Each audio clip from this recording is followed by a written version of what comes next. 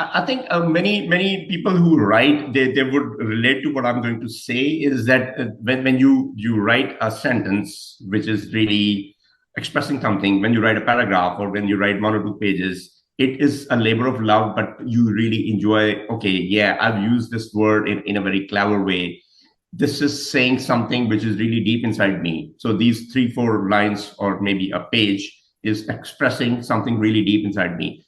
So that is something which you really enjoy doing, right? If you are the sort of person who enjoy that creativity process, creating something out of words, putting those words together and saying something really meaningful and deep, then you continue to do that, right?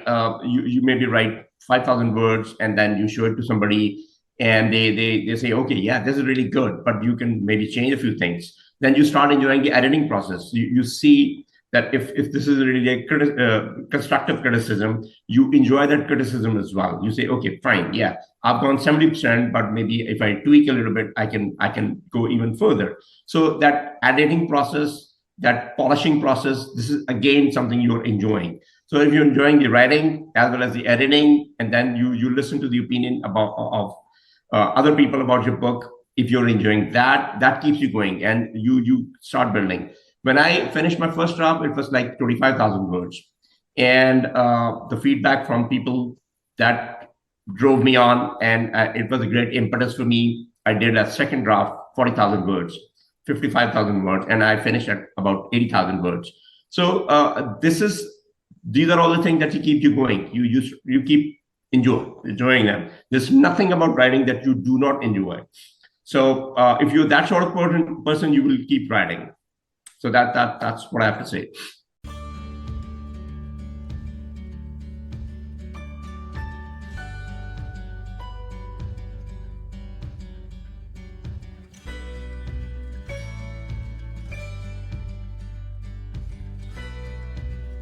Hello, everyone, and welcome to Creativity Worth Expressing. I'm your host, Ryan Anthony Hernandez, and today we have a special guest. He is a fiction writer as well as a signal processing engineer. Please welcome to the show today's guest, Sohail Rauf. Sohail, welcome to the show. How are you doing today?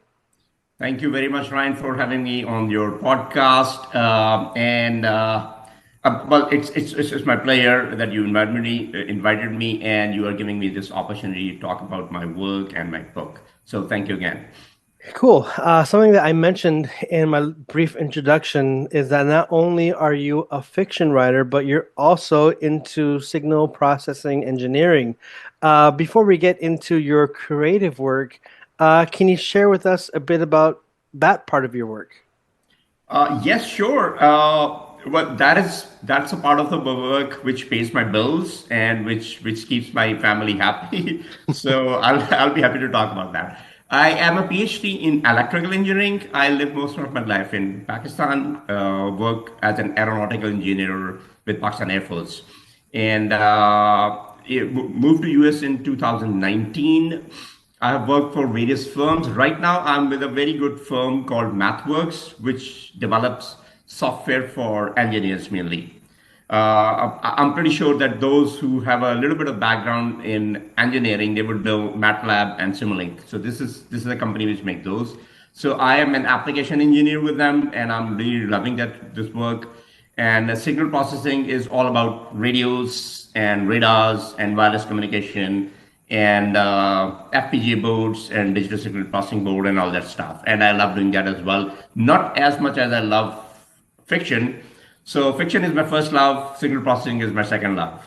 So is that good enough for an introduction? Yes, that's perfect because something that I wanted to get into is that while you've been doing the signal work for several years now, you just mentioned that isn't your first love. Your first love is actually within creativity, fiction. My question for you now is, when did you find that you had a love for creativity, for fiction and literature to begin with? Well, that's a good question, actually. I have been reading since I was a child. So my father was very fond of reading. He read both English literature and Urdu literature. So Pakistan is a country which was, if you might be aware of that, it was a British colony till 1947. So we have a strong influence of British as well as English language.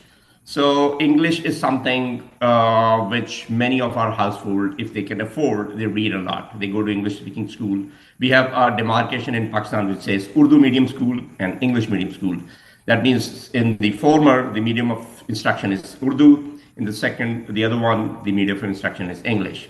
So my father used to read a lot of English, Persian, and Urdu. And I think the key factor was that English has got a rich array of literature for children. So growing up, I was reading Enid Blyton, R.L. Stevenson, and a number of other authors. So I think that sets the foundation for me to start loving English literature. When did I start writing? I'm not really sure. I think I was in my late teens when I started writing short stories. I used to show it to my father. He would criticize them, and then the professional life started. I couldn't spend as much time on writing. After my PhD, well, I was in my 30s. I started writing again, and it was not until I was in my 40s. Yeah, I was like 44, 45 that I thought I could write a novel as well. The idea that was on my head was big enough and it was multidimensional enough, and I thought, well, this is not a story, this is not a short story, this could go into a novel. And I started building on it and I kept writing. I started in 2016 and it took me 6 years to write. I got a lot of feedback from friends and some professional feedback as well. So I think, to answer your question, the seed was sown while I was in my early teens, or maybe even earlier. I was like 8, 9, 10 when I started reading. And I think the biggest influence was my father. So that's it. Okay, so we see that you have a love for books at a very young age, but then of course you start your career. I think you said in the Air Force. Yeah, Correct? Pakistan first. Yeah. So you are very busy, but you were saying that you had this strong idea. It's like, the strong idea, and eventually you started writing.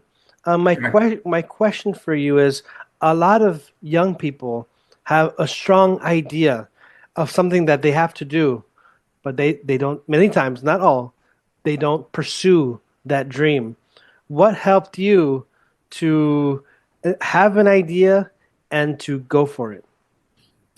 I may not be able to answer this question correctly. I mean, I know there are people who talk to me and say, "Oh yeah, we thought of a story and we started writing, and then they got busy elsewhere." So I think it is something in you, and you know that this is important. I have to write. There is something inside you that tells you, okay, you write. And even if not many people are reading, but you know that that writing thing is inside you and it's coming out.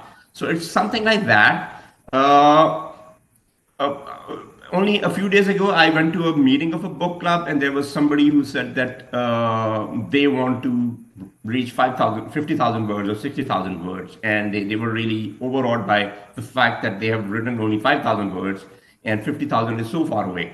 And I told them, okay, don't worry about the destination. Enjoy the journey of writing. So if somebody is enjoying the journey of writing, then I think everything falls in place. But if you think that it's a chore or it's a burden, and if you're not really enjoying writing it, then I don't think you will continue with it. Writing is actually a tough job if you do not enjoy it. So it's a labor of love, right? If you love it, if you're enjoying it, it's a tough thing, but you keep doing it. But if you're not really enjoying it, if you're not loving it, then it's something you shouldn't do then. So I think that's probably not a great answer, but that's what I think about it. That's an excellent answer. I really like that because it really shows, for me, it shows a lot of wisdom. So thank you. Yeah. My next question for you is talking about enjoying the process. Let's now dive into your debut novel, Blasphere, which came out, I believe, in 2024. Is that correct? It is 2024, correct? Yeah. Okay, before we dive into the whole process and the work behind the book, can you share with us a bit about the title? All right. Okay, great. Yeah, that's a great question. It's a word I have coined from blasphemy and fear. So the background is, and that tells a little bit about the story of the novel as well. In Pakistan, there have been countless incidents of people excusing somebody for blaspheming against Islam or Prophet Muhammad or Quran or something. And before those individuals are taken to court, they are generally killed. There are very few cases which are allowed to go into the court. And that is one reason is because in 1980s, the government passed a law that anybody who says anything sacrilegious against Prophet Muhammad, peace be upon him, or Quran or Islam, he will be punished by death. And the law is very, very ambiguous, very, very broad. It doesn't say the individual is of the right state of mind, whether he's sane or not. Maybe he's a mentally ill person. So the law doesn't talk about it. Whether he's an adult or not, that's not a clause which is written into it. Anybody for in any way says something which is deemed to be considered sacrilegious is punishable by death. No, that's actually putting guns into the hand of people to kill anybody, and that's really what is happening for the last like 4 decades. There is no way to verify it, but on the surface of it, most of the cases you can tell that somebody has an axe to grind against somebody, and they use religious to use this weapon and then kill them. And that is really, really sad because religion is supposed to provide solace. It's supposed to provide spiritual comfort. And Islam is really, really great in that respect. Islam is, in the true sense, is a very peaceful religion. And I'm sure most of the other religions are also very peaceful. All religions are there for spiritual guidance and spiritual solace. But when somebody starts misusing them and using them as weapons of targeting somebody, these sort of things happen. So I think that fear element is very prominent in these blasphemy cases. Those religious parties or those religious individuals, they try to instill fear into people. They say, okay, you are not allowed to argue anything, and whatever we say is the final word. And yes, if we are accusing somebody that he has committed blasphemy, then we are right. No argument in that, no reasoning, nothing. So the blasphemy plus fear, that's a deadly combination. So I use these two words to coin this word blasphemy, blasphere, and that is the title of my book. Okay, now let's analyze the book without spoiling it for anyone. What genre is it? Is it nonfiction, historical fiction? Is it a thriller, crime? Can you share with us? Yeah, I think that's a good question. It's a crime thriller. So I wanted people to read because it's engaging. So it's a novel, it's fiction, it's a crime thriller. On the surface, it moves really fast paced. And I think that is a reason that if anybody picks that book, they will start enjoying it. It's fairly engaging. I've tried to make it very engaging. But once you finish that book, once you go halfway through the book, you start realizing there are social issues or messages underneath that. So I've tried to combine a thriller with a very strong message. So that's about it. Do you want me to tell a little bit more about the plot or no? You can share enough so that the audience is going to say, oh man, I need to buy the book. All right. Okay. Yeah. So it's basically about a police inspector, and Waqas is his name. He's not a very good police officer. He didn't have a very good career, and he's planning to actually leave police work and go to something else, maybe journalism or something. And the last case is assigned to him is a boy who is supposed to have committed suicide, 17-year-old boy. And once he starts investigating it, he finds out that this death is related to another death which happened 3 months ago of a Hindu teacher who was lynched by a mob and because he was accused of blaspheming against Islam. So that Hindu teacher was a friend of this boy, and the whole thing starts unraveling, and the police inspector finds out there is more to it on the surface. And that started triggering a childhood incident that the police inspector has. He has a similar experience with his father in his childhood, and he knows that he is not going to just leave the police work before finishing this case. So something drives him to find out what is the truth. So he starts interrogating, he starts questioning people, and that's how truth comes out. The story is told in first person, multiple point of view. So there are three people who are telling these stories, all of them in the first person. And like I said, it's a crime thriller. It's fairly fast paced. I have tried to make it very engaging. There's a lot of stuff related to Urdu poetry in that, because I have also tried to show that Urdu poetry is very rich in philosophical stuff, in something which relates to a lot of people. So I've made Urdu poetry relevant to my theme. One particular poet is Meera Ji, and another one is Faiz Ahmed Faiz. I've tried to relate their poetry with the theme that I have. So people who are fond of poetry, any kind of poetry, and in particular Urdu poetry, they will enjoy this book a lot. There's quite a bit of literary stuff in there as well. But if you are reading it just for a thriller, even then you will enjoy it. So I would recommend it to my audience. Go read this book. If you want, I can share my screen and show you the books page. Yes, please. Okay, right, there we go. So this is the Amazon page over here. I'm also going to put it on the chat so you can share it with the channel. So this is the page. You can buy it on Amazon. The problem is that this story is about Pakistan, but the book is still not available in Pakistan. So I would like to request my audience in Pakistan that even if the paperback is not available in Pakistan, the Kindle edition or the e-PDF edition is available. So please buy it, please read it, talk to your friends about it.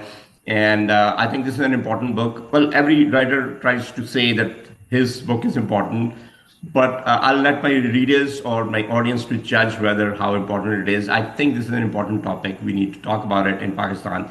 And I think it's got some universal or global themes as well. Because misuse of religion is something which is happening in other religions as well. We can talk about it if you want. So this is the page that I want to share. Other than that, there is my Penguin page, which is, give me a sec. So this is the publisher's page that I'm going to share.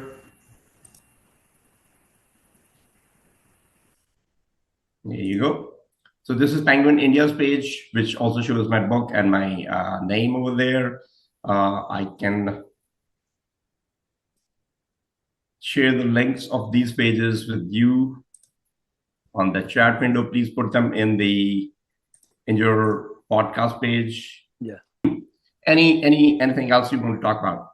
Well, I see that this book has a lot of colors to it. I would say it shows religious intolerance, but also religious tolerance, because you're saying that it's, there's a lot of religions who do have their problems, but there's also a beauty that comes when religion is treated in the right way, which, as you said earlier, can bring solace to the devotees and to the soul of the person. But also, to add more to the colors of the book, there's a bit of that poetic side of it. Then there's that thrilling side of it.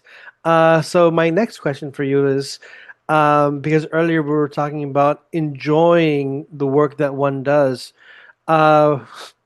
Despite this book being quite heavy, what was it that you enjoyed most about the process? Right. Okay. So I think many people who write, they would relate to what I'm going to say, is that when you write a sentence which is really expressing something, when you write a paragraph or when you write 1 or 2 pages, it is a labor of love, but you really enjoy, okay, yeah, I've used this word in a very clever way. This is saying something which is really deep inside me. So these 3-4 lines or maybe a page is expressing something really deep inside me. So that is something which you really enjoy doing, right? If you are the sort of person who enjoy that creativity process, creating something out of words, putting those words together and saying something really meaningful and deep, then you continue to do that, right? You maybe write 5,000 words and then you show it to somebody and they say, okay, yeah, this is really good, but you can maybe change a few things. Then you start enjoying the editing process. You see that if this is really a constructive criticism, you enjoy that criticism as well. You say, okay, fine, yeah, I've gone 70%, but maybe if I tweak a little bit, I can go even further. So that editing process, that polishing process, this is again something you're enjoying. So if you're enjoying the writing as well as the editing, and then you listen to the opinion of other people about your book, if you're enjoying that, that keeps you going and you start building. When I finished my first draft, it was like 25,000 words.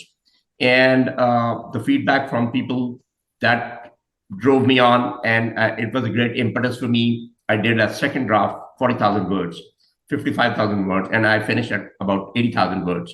So these are all the things that keep you going. You keep enjoying them. There's nothing about writing that you do not enjoy. So if you're that sort of person, you will keep writing.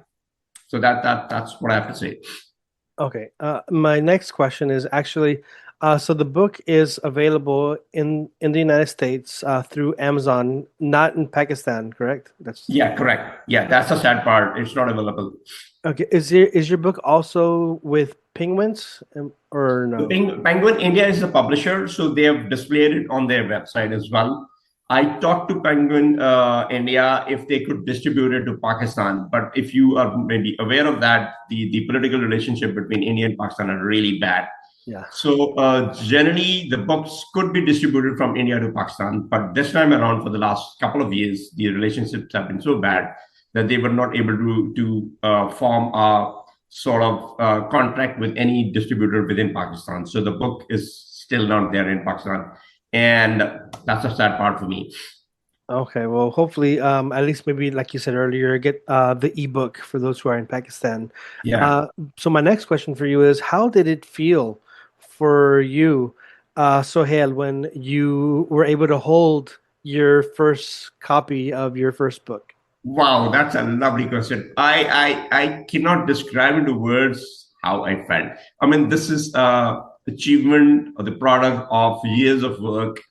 And trust me, there are many moments when you know that you are too busy, you won't be able to continue doing it. You love the work, but there are so many hurdles. I mean, you have to do your job. I was writing most of the time on weekends.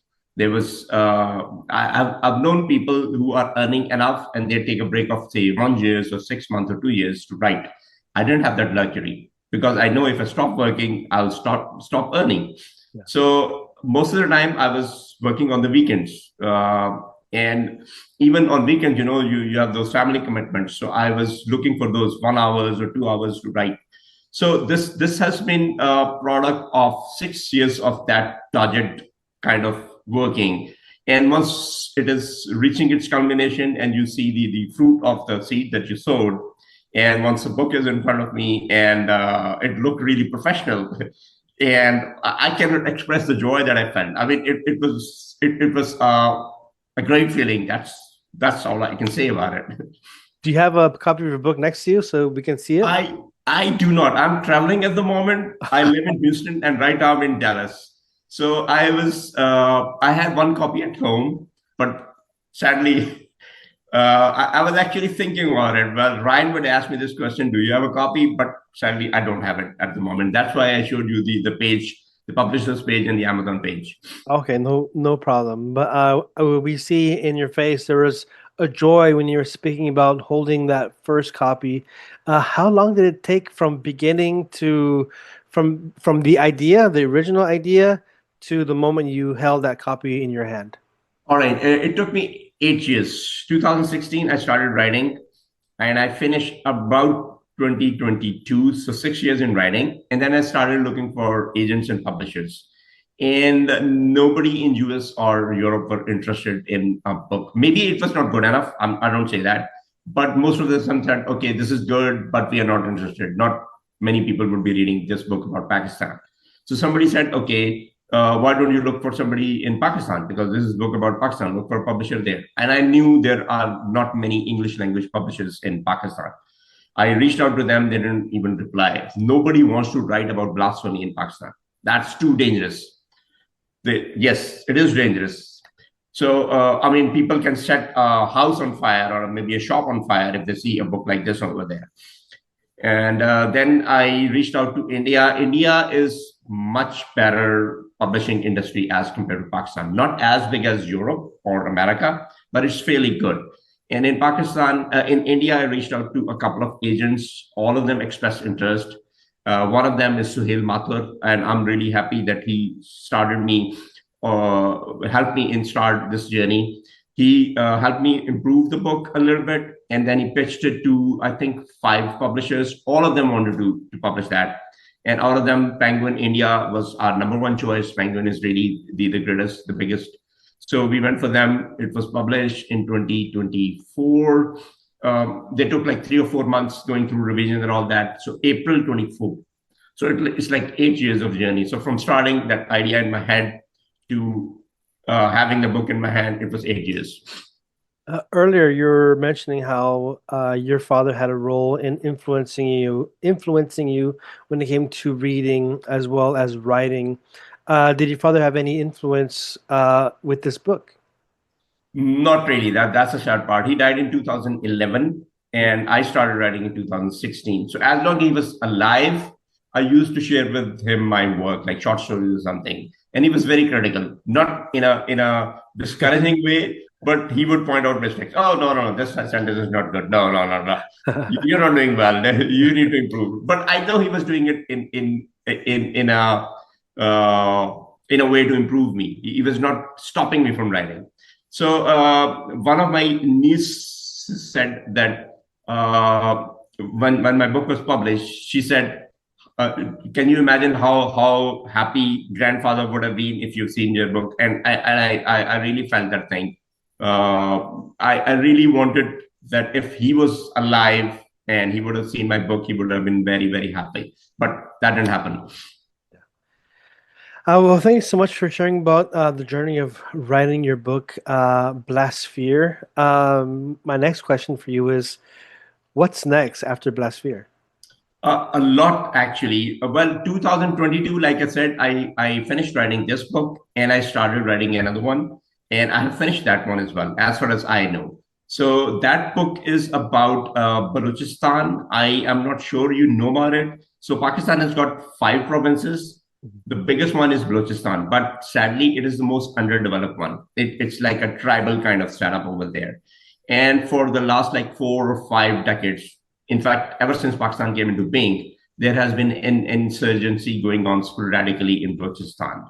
So this book is about Baloch insurgency, about which not many people in the world know. Even in Pakistan, not many people care about what is happening in their country. So this book is also a novel. It's a thriller again. It's a military thriller, a little bit of espionage in that as well, about insurgency. And I've again tried to bring to fore a topic that not many people want to talk about. And I think it's a good book. If people enjoy my first book, they will enjoy my second book as well. The problem is that I don't want it to be published in India, because if it is published in India, people will say that India sponsored that book to malign Pakistan. And that way, nobody would take that seriously. So again, I'm looking for publishers or literary agents in Europe or America. And it is going to be a long journey. I finished writing this second book last year. So for the last like 4 or 5 months, I've been looking for agents.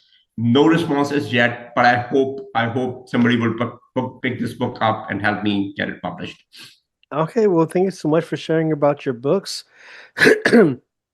Now I want to have some more light questions, some more chill questions. Are you ready? Okay, yeah, sure. Okay, so my question for you is, who are some authors who have inspired you? Okay, John Steinbeck is somebody I started reading in my early teens, and I absolutely love him. I don't think there's a book by him that I have not read, John Steinbeck. And I even think that I'm in US. I wanted to visit the place that he lived, San Andreas Valley in California. That is one of my item on my bucket list. I want to visit that place. Harper Lee, I won't say she's my favorite author, but the book she wrote, To Kill a Mockingbird, that's one of my favorites. So I also wanted to visit Alabama, and I know there's a museum dedicated to Harper Lee, so I want to visit that place. George Orwell, British author, he's one of my favorites. He inspired me. I tried to emulate his writing because it's very simple, hard-hitting, very political, but he doesn't try to beg for emotions or something. He writes very straightforward, simple, but still it's very hard-hitting. So Orwell, Steinbeck, and Hemingway is not my favorite author, but I think subconsciously I emulate him as well. He's got that very simple, deceptively simple, people call him deceptively simple prose. And I think my writing style is also similar. I don't like to use very big words or complicated metaphors or something. My writing is also very straight, very easy to read, flowing. So I think there is an influence of Hemingway as well. No way I'm comparing myself with that great author. I'm just saying that he's an influence, he's an inspiration. And then you also like you mentioned earlier, and I'm not sure if I'm pronouncing it correctly. Faiz Ahmed. Fast. Oh my God. I absolutely have a devotion. It's not love, it's a devotion towards him. And I am also thinking of writing a novel on his life. Right now, I'm reading a lot of books about him. I'm talking to his daughters. And I want to do a very thorough research before I start writing. So Faiz Ahmed Faiz is somebody who is absolutely an object of devotion for me. So yes, he's a strong influence as well, but he's a poet and he's an Urdu poet. His themes have inspired me. I can't really say his writing has inspired me, but because I'm writing in English, I'm writing prose. He was a poet, an Urdu poet. But yes, he's a strong influence in terms of ideology. And talking about the English and the Urdu, in your book Blasphere, are there any are there any parts that are in Urdu? Yeah. So what I've done is I've reproduced Urdu poetry in that, but written in English text, and I've also provided the English translation for that for those who do not read it. So Urdu written in English text with translation. That is something I saw. I was actually thinking, can I do that in a novel? I don't know. So a few people said, okay, do it, whatever the way I mean, if you think it is good, do it. There's no like rules or regulations around it. And I saw that there is a very good writer from India, Arundhati Roy, maybe if you've heard her name or not. She did something similar. She reproduced Urdu poetry with English translation. So I said, okay, fine. If she's doing it, I can do it as well. So I've done that as well. So even if you don't know Urdu and if you read my book, you will be able to read the translation. I know a lot is lost in translation, but you will still be able to get that message of whatever that poetry is saying. Okay. And then I'm not sure if I heard you correctly earlier that either you or your father spoke Farsi or... My father was very good in Persian poetry. He read Persian. That is because he went to school before 1947 when Pakistan came. So it was British India. At that time, he told me there used to be a Persian language in schools as well. Persian was also taught in school. So he was very good in Persian. In fact, he used to joke to me. He said, my Urdu is not good because I haven't read Persian. And that is correct. I'm not very good in Urdu. And that is one sad part of my life. I want to learn Persian and be good in Urdu as well. So yeah, so he was very good in Persian. He could read Persian. He could read Arabic. He could read a little bit of French and Spanish as well. I was amazed why didn't he just start writing? He could have been a very good writer, but he was just too lazy. He would just drink tea, smoke cigarettes, and read. That's what he used to do most of the time. Well, I was going to ask you if you had any plans of writing in Urdu or in any other language. I have written one or two stories in Urdu. When I was in my 20s, like 25, I wrote a few stories in Urdu, and they were published in Urdu magazines. I translated a few stories from English as well. There is a writer who not many people know about, Jesse Stewart. He's an American. He was a teacher. He wrote about his experience as a teacher in the 1920s or 1930s. He inspired me a lot. So I translated some of his work into Urdu as well. But I knew I was not very good. So it was not very quality stuff. The other reason I did not continue writing in Urdu was that the publishing industry in Pakistan is not very good. And the sort of topics that I was writing, blasphemy or Baloch insurgency, I know nobody would publish it in Urdu. So that is one reason I chose English. And then writing in English, getting help in English, and publishing, everything is really more convenient for English as compared to Urdu. So that is the reason. But I do write in Urdu as well, as much as I can. Okay, and you already mentioned some authors who have inspired you, and some of the influences. Are there any movies or TV shows that have influenced you as well? All right, yeah. Dead Poet Society is my number one favorite. I mean, I've watched it 5, 6 times, and every time I watch it, I enjoy each scene of that. So Dead Poet Society is one. Uh, what else? One Flew Over the Cuckoo's Nest. Maybe you've watched that 1970s movie, Jack Nicholson. I love it a lot. Which else? Chocolate. Chocolate is starring Johnny Depp and Juliette Binoche. That is one of my favorites. It's also about religion and misuse of religion, how political people misuse religion. So that is the reason I love that movie. I watch a lot of movies with my children, and we have a lot of discussion about movies. My daughter is especially very fond of analyzing movies, and she asked me a lot of questions on that. And that reminds me of how I used to ask questions from my dad when he was alive. So yeah, so movies is a very big part of my life, and I think they are that important creative element that many people experience. Well, thank you so much for sharing. Now we're coming towards the end of this interview, and one of my next question is, are there any upcoming authors or authors who are less known who maybe deserve more recognition? Are there any ones that come to mind whom you suggest we keep an eye out for? There is a friend of mine, Saqib Nazir. He's in Canada. He's writing about transgender in Pakistan. Again, that's a taboo topic. Not many people talk about it. He's writing a novel on that. He's not a published author as yet, but I think if you talk to him, he will be able to throw light on whatever work he's doing. So I can probably share his email address or something. Saqib Nazir is one. There are a few other people I know from India. They really helped me in reading and reviewing my book. I can provide names of them. Abhinav is one. Padmini is one. She lives in Dubai. They are doing really good work, and maybe you would like to talk to them about their work. And yeah, I have a few names that I can probably send their email addresses or names to you. So there are a lot of people who are really serious into work. They want to do well, and there are a few people I talk to. And I tell them, okay, you might find a publisher for whatever you've written, but it's up to you to polish your work as much as you can. So there are people who want to go the hard yard to really polish, keep editing, and keep improving the book until they're really satisfied with it.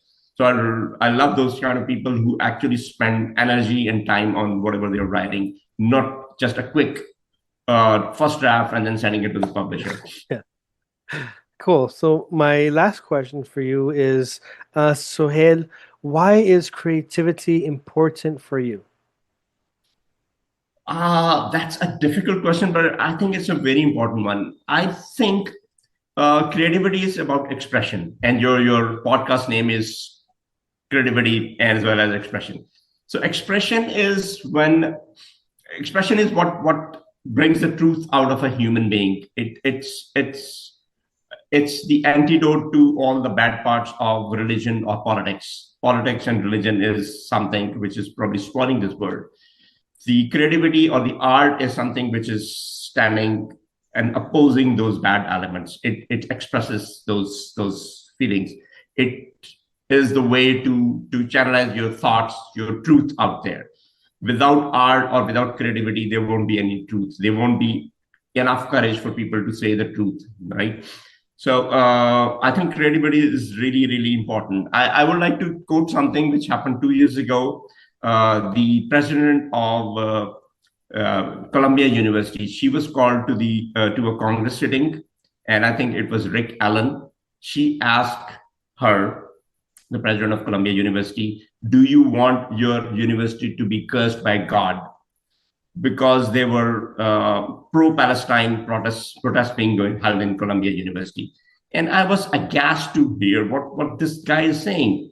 Why is he bringing in religion in something which is very secular, right? So if you have this kind of politics, and if you have this kind of religion which is exploiting people, then you need creativity and truth and courage to come out. So all those poetry and all this good literature, that is something which is keeping this mankind going. There is truth out there. There is sympathy. There is compassion in this world, all because of creativity. Because people say what is true in their heart and they let it come out. That comes out only through creativity. So you're doing a great job running this broadcast, letting people say what they have to say. I don't know whether I answered this question really well, but that's what I have to say. Well, thank you so much, Sohail. Sohail Rauf, thank you so much for being a guest on the podcast. And I think you have a website. Can you share with it to the audience, please? Yes, it's my first name and the last name, sohailrauf.com. And I can put it in the chat window as well, so you can share it. Awesome. And I'll include that in the show notes. Yeah, please visit my website. Please visit the Amazon. I would like to say this to the people who are listening.